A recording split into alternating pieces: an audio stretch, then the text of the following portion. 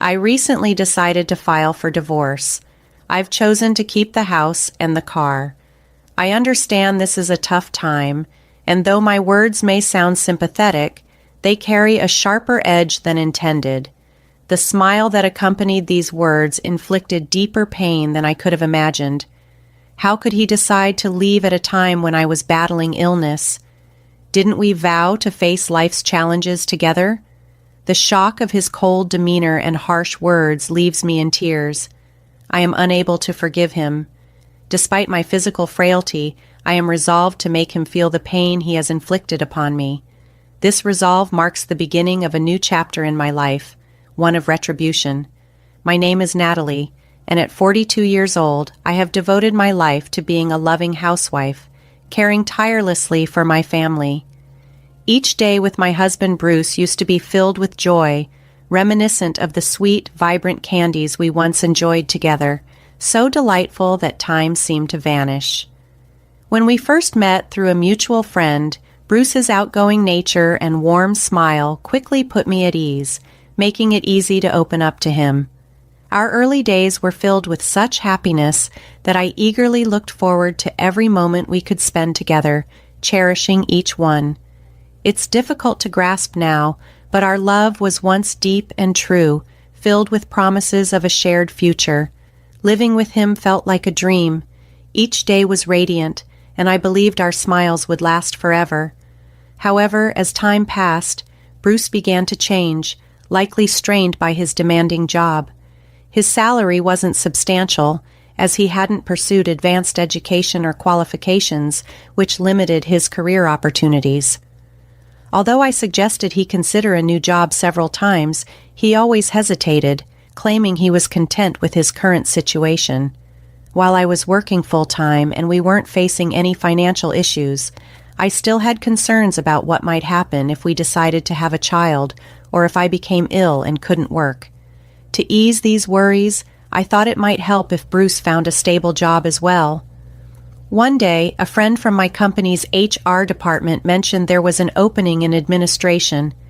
It didn't require special qualifications, just a basic skill set, and it seemed like a perfect chance for Bruce to improve his job situation, which I knew he found challenging. Excited, I suggested the position to him, thinking it could be a great opportunity. However, Bruce's response was unexpectedly cold and defensive. "Why are you making decisions about my job without asking me? I chose my current place myself. Are you saying there's something wrong with it?" His reaction caught me off guard.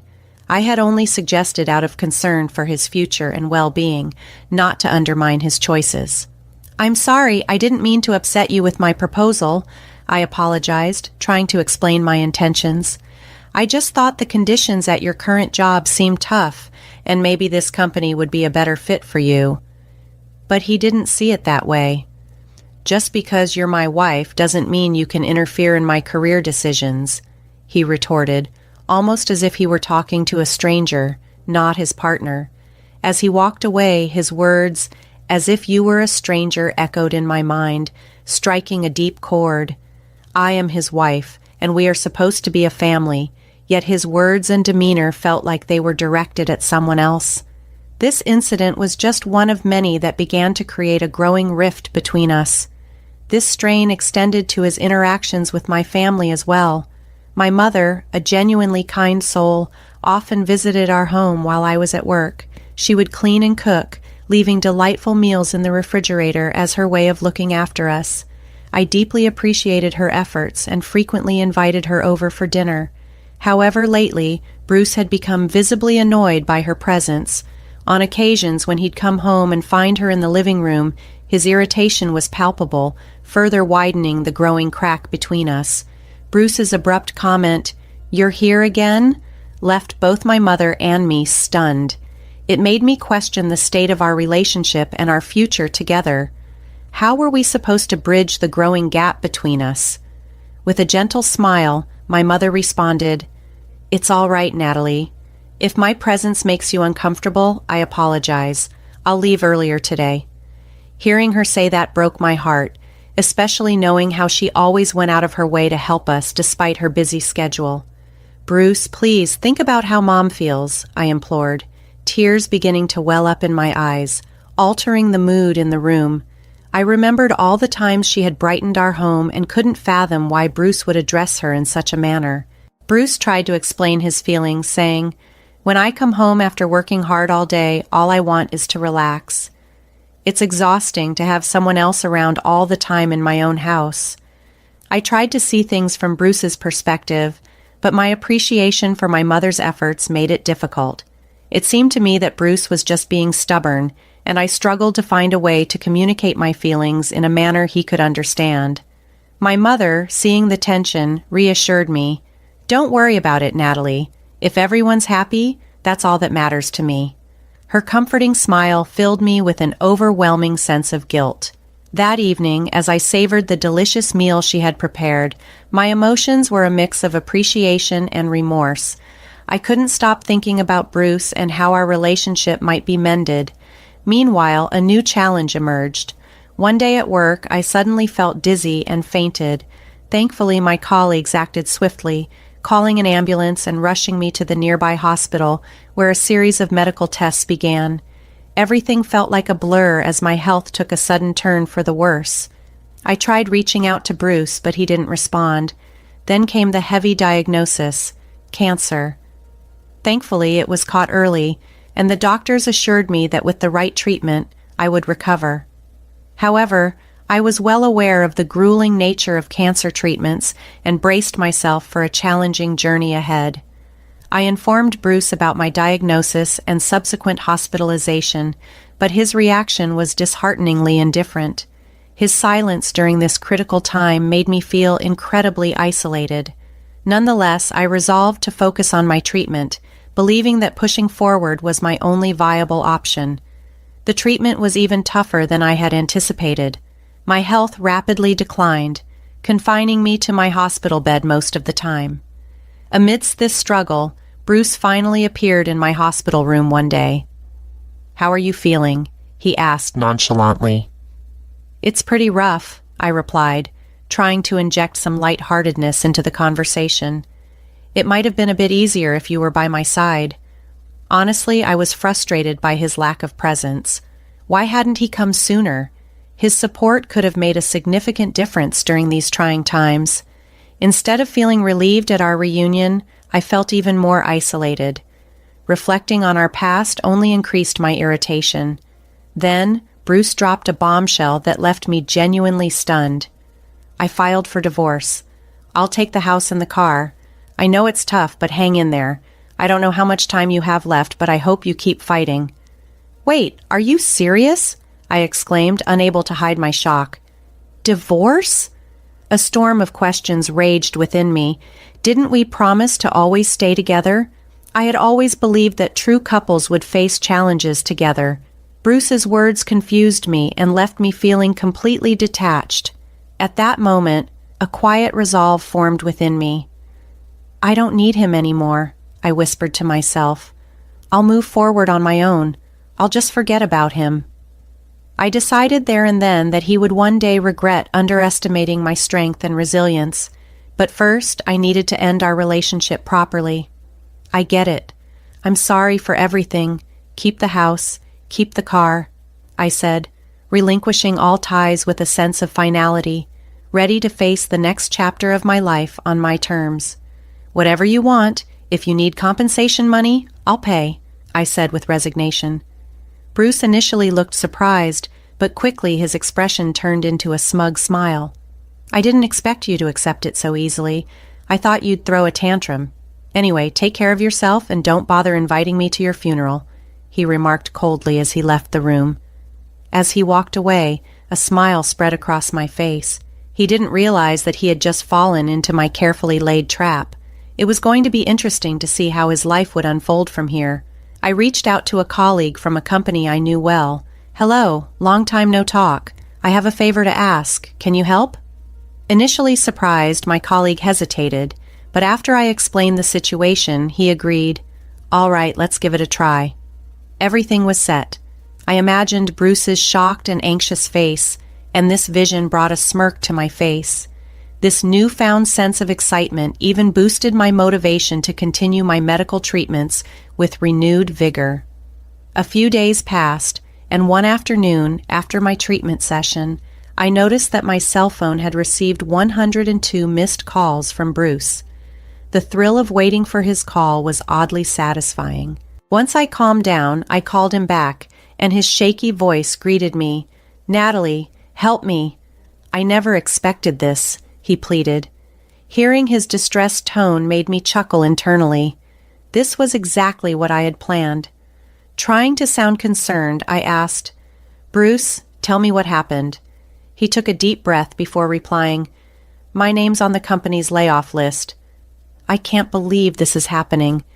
As I listened to his panicked voice, I smirked, knowing that everything was unfolding just as I had orchestrated. The person I contacted was the head of sales at our company. I had asked him to reconsider the business dealings with Bruce's company. Initially puzzled, he reviewed their transaction history and decided it was best to switch to a different partner. That's why Bruce's company started calling me. Deciding to twist the knife a bit, I revealed something I had kept to myself. "You know, there are rumors in your company about you and the new girl. Everyone likes her," I said, dropping the hint with feigned nonchalance.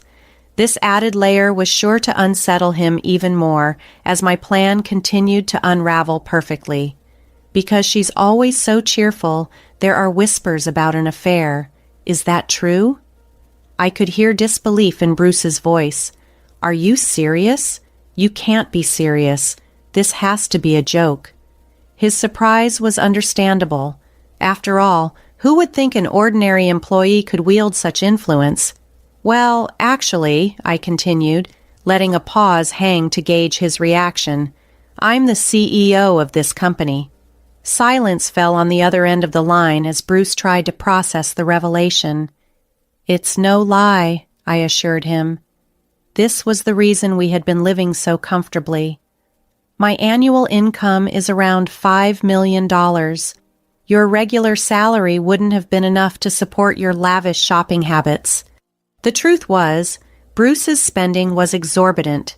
The $2,500 monthly allowance he received from me functioned like a second salary, yet it was never enough for him. He'd often rush to me with a pleading tone, asking, "Can I have a little more?"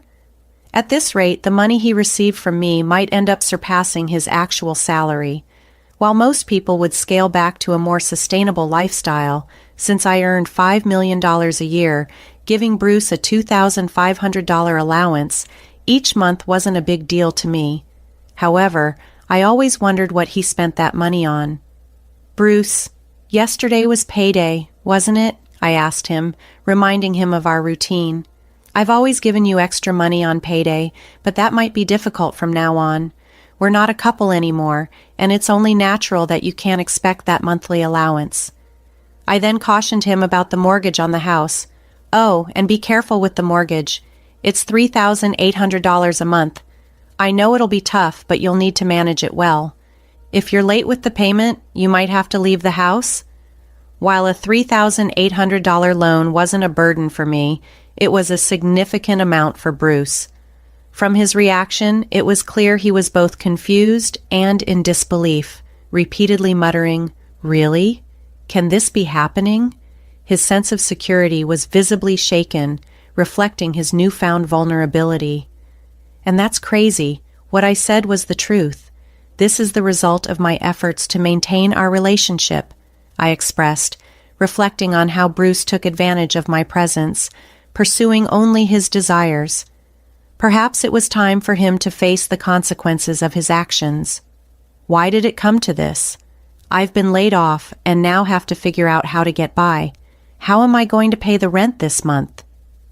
The despair in his voice was palpable. He sounded lost and uncertain about his future. In his position, imagining a brighter future seemed daunting. I understood that Bruce's situation was overwhelming and confusing, a direct result of his past actions and disrespectful behavior towards me and my family. If he had shown genuine care and respect, things might not have deteriorated to this point. This was the consequence of his choices. Bruce remained silent, perhaps at a loss for words. I felt a mix of pity and amusement at his predicament. Was this the end of our conversation? Could I hang up now? But just then, he spoke again, his voice tinged with panic. Wait, can we reconsider our relationship one more time? I know it sounds selfish, but I realize now how important you were to me. The idea of starting over with him made my heart race, not out of excitement, but due to the daunting prospect of revisiting all the pain he had caused. He continued, I know I've been reckless lately, and I'm sorry I couldn't visit you in the hospital more often, but once you're better, let's go somewhere peaceful and have a relaxing time together. I want to see your smile again. His words were nostalgic, reminiscent of the promises he made when he proposed, a life filled with laughter and happiness. Back then, I was so swept up by his charm that I jumped into the relationship without fully considering the consequences. Now, reflecting on married life and all that had transpired, the thought of returning to how things were seemed overwhelmingly complex and fraught with potential pain. It proved challenging to navigate our relationship, especially with Bruce's reckless spending habits. Maybe if I had understood him better, things might have turned out differently. His voice grew weaker as he pleaded, Natalie, I can't live without you. I want to be by your side and face life's challenges together. Can we start fresh, just one more time? His words were saturated with sadness and a hint of desperation. Despite the emotion, trusting him again was difficult after everything that had happened. Stop it already, we're done. I've chosen a new path and I can't go back, I responded firmly. There was a trace of sorrow in his voice, and I could sense he genuinely wanted to reconcile. Please, let me say one last thing. I truly loved you, Natalie. If you ever change your mind, I'll be here. His words might have swayed me once, but I had already made a firm decision about my future and our relationship. I would no longer be influenced by his sweet talk. Enough. Words like that won't change my mind. Think about it. Don't you have another girlfriend? Shouldn't you focus on her? I was aware of Bruce's new relationship through information provided by his boss. His declarations of love now seemed hollow, mere conveniences to sway me back to his side. It was frustrating to realize that he only reached out when he needed something and turned away when times were tough. We can't be together anymore. Spend quality time with her and forget about me. I will not be reaching out, but if you need to contact me, speak to my lawyer. Take care of yourself, Bruce. His pleas seemed sincere, but letting him go was necessary. It would likely make his life more difficult, but that was a consequence of his choices. I had my own life to move forward with, and I wanted him to stand on his own 3 feet.